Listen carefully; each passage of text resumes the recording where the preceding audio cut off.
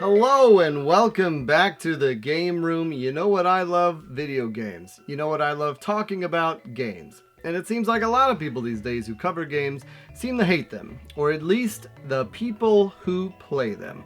Well, that's not me, and that's not the 5,384 of you beautiful people checking out this video here today. Thank you guys so much for being here. We are doing something a little different this week again. Generally, I'm telling you about games to go pick up on the Nintendo Switch. This week, I'm telling you about games that you should get, but you should probably avoid the Nintendo Switch version. So if that sounds interesting to you, let's check it out. There's a lot of games out there, some of which you've never even heard of. That's where I come in. My name's Luke. I've been playing games since the age of 2, and I have no life. This is my game room. Alright, the first game I want to talk about today is one that I don't think I've mentioned yet on the Greater Switch videos, and largely because of the reasons for this video. It was a game that got crowdfunded. It was one of the legendary crowdfunds after Mighty Number 9 and Yooka-Laylee, and that game was Bloodstained Ritual of the Night. And when this game was crowdfunded, the Switch wasn't even on the radar. Now, there is a spin-off game called Curse of the Moon. It is great on Switch. Get it. It is wonderful. I have the special edition. I absolutely love it. I've talked about it. However, when I went to play Ritual of the Night back in either 2021, 2020, 2022, I was surprised because I had seen that the game had been poorly optimized when it came out, but I played it many, many years after the fact, and supposedly after patches came out that made it less slow, less buggy, less stuttery, and I'm not someone who cares about frame rates or anything like that. I grew up on the NES and Super NES when slowdown was a feature, but I gotta tell you, playing through this game was absolutely painful, to the point where it really colored my opinion of the game. Now, a lot of people love Bloodstained. When I did my video on this was during the time when my computer had been destroyed, so I was doing the shoddy showcase videos where I would just film myself in one take in front of a TV and show footage, and this was the one video that I think got the most interaction of any of those types of videos I did, but it also got the most downvotes. I think to this day it's probably my most downvoted video because I did not like the game, and largely I'm imagining a lot of that comes down to it running like absolute garbaggio on the Nintendo Switch. So yes, this is a game that if you like Symphony of the Night, if you enjoy that Metroidvania style, I was about to say classic Metroidvania, but you know, it's funny. I always think Metroidvania is really just Metroid with a cooler sounding name. And the funny thing about Symphony of the Night is that it's a lot more RPG-like than any Metroidvanias are of this day. You know, you have armor you're finding, equipping, certain enemies drop rare items. You know, they kept this in sort of the Igavania line, but in a lot of games like Hollow Knight and the other types of Metroidvanias, that's not used at all. But I digress. Bloodstained Ritual of the Night is still a game you should grab. Just stay far away from the Nintendo Switch edition. It is not doing anyone any favors. And if it's had another update, maybe I'll change my tune. But like I said, I played this, 3 or 4 years after it came out. Maybe it was like 2023. No, it was 22. That's what it was, 2022. So it's been out for a couple of years.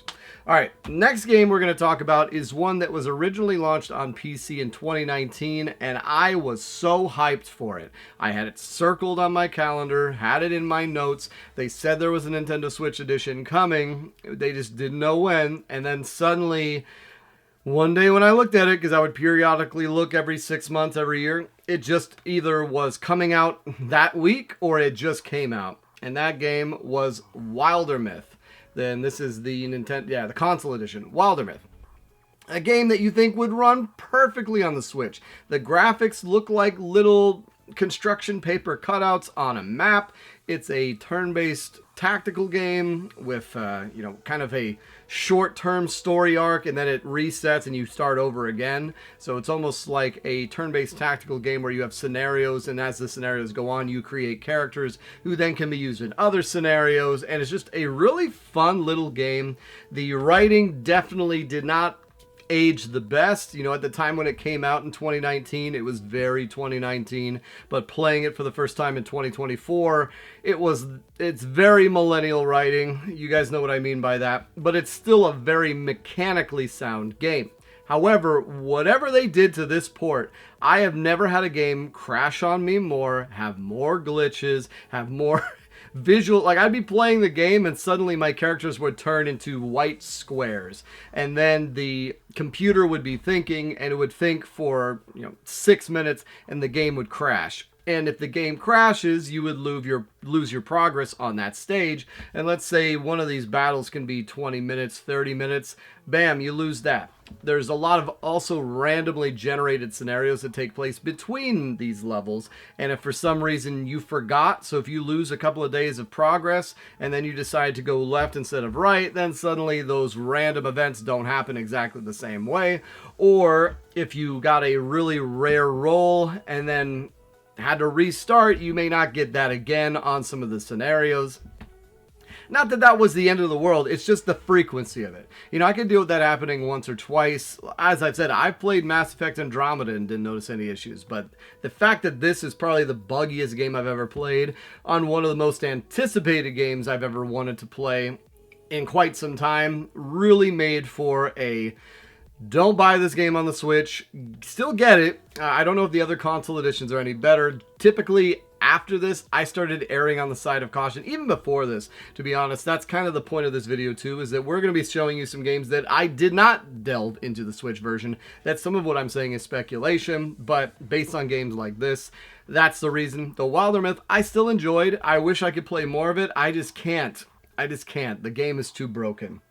Alright, this is a game that I have covered on the channel. It is very, very fun. However, it is really flawed in sort of the time-gating aspect. This is kind of a creature of Microsoft in the late 2010s. As far as their type of game design, it was largely designed as a mobile game in some regards, needing the time gating, needing to get the special currency, having multiple players playing it. However, the big problem is that the Switch version just runs so slowly and is crashing, and it's just, the game is Minecraft Dungeons. Hero Edition, but yeah, Minecraft Dungeons. A game that looked very cool on paper for me, a classic, Super Nintendo gamer, where you have an isometric game that's more meant to be an action dungeon crawler, action RPG type version of Minecraft. You have various different locales and levels. You can play with 4 players simultaneously. It has a lot of replay value because you can go back through the levels. Though I will say, I am not the type of gamer that enjoys going back through the same level over and over and over again, which seems ironic because I did this to death in World of Warcraft, trying to get those certain drops, trying to farm the certain enemies. But that's more of the exception to the rule, because that game was just video game crack at the end of the day. If you're trying to take a shortened experience that does not have endless replay value, social experiences, and thousands and thousands of hours in it, a game like Minecraft Dungeons, you lose your luster very, very quickly. It's part of the reason why I lost interest in games like Dragon's Crown, even to some extent a game like the Darkest Dungeon. That was part of my problem with it too, is I really hate resetting my progress, which also is ironic for someone who likes roguelikes as much, but I guess it's just going through those same types of stages without feeling any sort of variance. Even though, I don't know, it's a contradiction, but yeah, Minecraft Dungeons runs very poorly in the Switch, takes forever to load, it crashes as well, and is another one that I still enjoy playing. It's still a fun co-op game for sure, just something that you should largely stick to either getting it on the Microsoft console, PC, or on PlayStation. Stay away from the Switch version, it just runs like garbage. Alright, next game here is one that I did not get on the Switch, and this was a game that came out, I want to say in 2023, 22, I think it's 23, and this was after I learned those lessons from games like Bloodstained, and from just reading comments over the years saying, stay away from the Switch version of this, stay away from the Switch version of this, and by this time, you know, we're 5-6 years into the Switch's lifespan. We are getting to the point where some of these games, even if they look like they're using lower tier graphics, it's just not going to be as good on the Switch. So one of the games that I stayed away from for that reason was Star Ocean Second Story R. For the longest time, I could have gotten this on the Switch for like $20. It was always on sale. That in and of itself was always a warning sign, but I held off on it. I overpaid for a damn copy of it at Walmart one day, even though it had it listed for cheaper. They refused to price match, but whatever. I picked it up. I didn't beat it. I got a decent amount in it, maybe 12, 13 hours into it, and I can just tell, you know, it's ironically enough, Octopath Traveler, maybe because it was designed for the Switch, doesn't seem to have these kind of performance problems outside of a game like Triangle Strategy, but Triangle Strategy kind of made it a 3D type motion when I don't believe that was ever intended to be. But a game like this on the Switch, I can just see it being all kinds of trouble. Now, it's a fun game. It's based on the PlayStation game, which is the sequel to the original Star Ocean, which we never got, which I think they're coming out with a re-release of that called Star Ocean First Story or First Minute. I don't know. It's a decent game, though. It's funny for a game about space flight and all that. The first Star Ocean game, you are basically on one planet for about 80% of the game, but I digress. But yeah, that's one. I just don't trust me on that one. You're going to want to get it, much like some of the other ones I have on PS5. That's one to stick to the PS5 or something newer, just to have the latest and greatest. Maybe the Switch 2 version will fix that. So, you know, that remains to be seen. One of the nice things about playing Switch 1 games on Switch 2s is that even if there wasn't a patch released for it, it just runs better anyways. Though, because most Switch 2 games are card in a box or download only, and as a physical collector, I'm still going to say get the PS5 version in this instance. Speaking of another game in that line, which I believe one of you guys said you are hooked to this game, and well done. I myself dropped about 80 or so hours into it. It was my game of the year it came out, which, was that last year, 2024? It must have been. That game is Unicorn Overlord, a Atlas special. This game kind of is the culmination of everything that makes their games good, in my opinion. They really captured that really unique art style, but with a ogre battle type gameplay that is much more approachable. So the way it works is you have units that can be up to 5 people. You can position them in rows of 6. Depending on where they are in the positioning will change how they behave, as well as they get different abilities and then weapons they can equip that will allow them to unlock different abilities and synergies amongst themselves. However, because there's so much nuance in this game and you just can't be bothered about it, you can just do an optimize me setting. It'll optimize the weapons, the loadouts, and the movesets for the group you have. And then that's what I did, because you can way go down the rabbit hole in this game. And then what happens is that you will set your units on the field, and then you will send them off, and then sort of a real-time strategy-like game, they'll move on to the field. If they run into an enemy, then a battle will commence. I usually just put skip animations just because it slows the game down. That's partly how these games can get so long. I do the same thing in Fire Emblem, as well as there's the ability to use abilities outside of combat, things like heals or attacks, things that can't be blocked, that it's a little bit more in line with Fire Emblem Three Houses, the way that allowed you to do it. And it's just a really fun game, solid story. I think it's a little too long, if I'm being honest, but all of this kind of minutia, even though the graphics aren't a powerhouse, it's going to introduce a lot of slowdown, a lot of issues, and just not run as smoothly in the Switch. At least that's what it looked like. That's why I got the one for the PS5. That around this time frame is when I really leaned into getting games that were on both for the PS5. Maybe now that the Switch 2's out, I'll switch that, but once again, because they're not releasing it physically, I don't think that's going to happen. Alright, here's a game that I did just cover on the channel, and I was surprised at how poorly it ran. But what do you expect for a game I think I got for 15 bucks? and that is Snowbros Wonderland. Now, I'm just not a big fan of these kind of arcade games anyways. It reminded me a lot of Bomberman R. You control a snow guy in this sort of isometric, but not really a top-down perspective level, and you have to clear out all the enemies, navigate through the level, and then you beat it. And for something that looks like it could have been made for a mobile phone or an iPhone tablet, the fact that it runs so poorly on the Switch was frankly kind of a shock, and one that I would not recommend picking up to anyone on the Switch, even though it is $15-20. I think it's on other systems and it's got to run better, right? Maybe it doesn't. Maybe it's just a piece, but that's kind of my speculation on that. Speaking of speculation, this was a game that I first played on PC. It was actually the last game I ever played with my best friend before he passed, and I should have known things were taking a turn because when we played it together, he was definitely making some less than typical decisions. But what are you going to do? They made a console version of it, and when I played it on PC, it had a lot of bugs on it, so it's kind of in the same vein of Wildermyth, where because it is so isometric, turn-based, procedural, that kind of thing, I can't imagine that the Switch version holds up that much better. I've even heard that the PS5 version I have still has some issues, and that is the Gloomhaven Mercenaries Edition. I'm not sure what Mercenaries Edition mean, it might just be DLC, but Gloomhaven is a legendary board game. Me and my buddy Sean played the hell out of the board game, probably at least 80 to 100 hours into it, because including setup and cleanup and the amount of work it keeps to keep things separate. It's one of those board games where it's a perpetual game, so as you're playing it, you'll get open cards that say rip them up, you open up new characters. Like it's a very cool thing that they've introduced with these tabletop games, where it's more or less playing a Dungeons and Dragons style game, but for those that aren't quite that nerdy yet, this is sort of the last, I guess, the last vestige of being able to say you're playing something that's super complex without getting into that venue.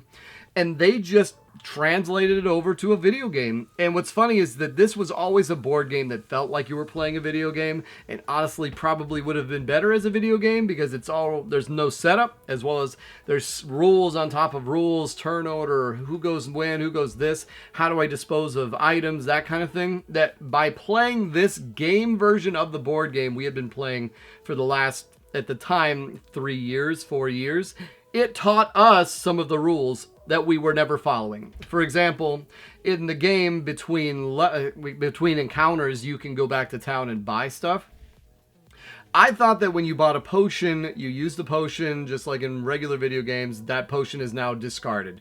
So then it went back to the town, you'd have to buy it again. That's not how it works. So when you buy a potion, it's a refillable agent between stages. So that alone would have changed a lot of our gameplay, because you're spending because you earn very little money. You then go back to town and you buy a potion, because obviously you would need it. If you die in an encounter, then you have to restart it.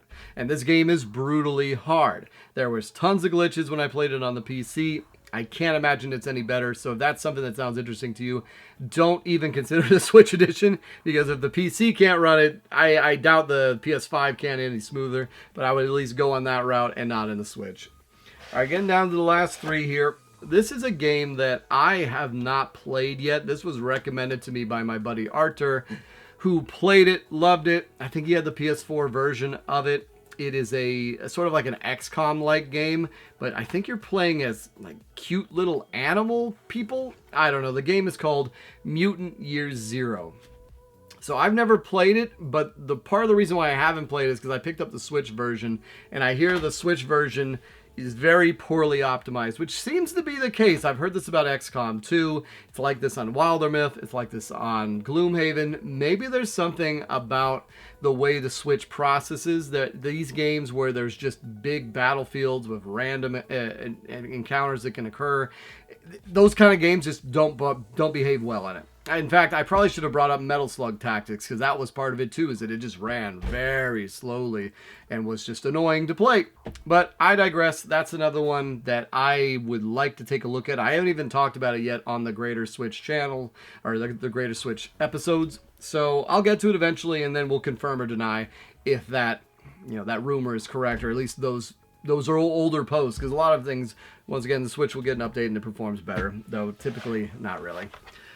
All right, last game that I have that's on the Switch was a game that I remember when I bought it, people said that it wasn't very well optimized for the Switch compared to the other versions, better graphics on the other versions, and that's kind of why I'm just bringing this one up. I think it runs fine enough on the Switch. I put about 20 hours into it, but I would say you probably, unless you want it in handheld mode, and I don't really play that much in handheld. That's the other caveat I should say, is I prefer playing on the big screen, but the game we're talking about is Dragon Quest 11, Echoes of an Elusive Age. This one, I would get it on a better system, like the PS4 version or something like that, just so that it looks graphically better. Part of the issue I had is it's just so bright, but I don't know, it looks like one of the damn Pokemon games, which I think could be better, so maybe that's part of why I didn't enjoy the experience. I know Ys 8's kind of like that too, where it's graphically downgraded on the Switch, so that's one that I just want to throw out there. If you have had it or on the fence which version to get, probably get that one on one of the other systems, not the Switch.